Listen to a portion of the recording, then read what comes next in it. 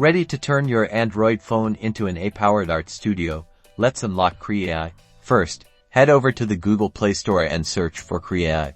Once you find it, tap Install to download the app onto your device. After the app has successfully installed, locate the Krea AI icon on your home screen and tap it to open.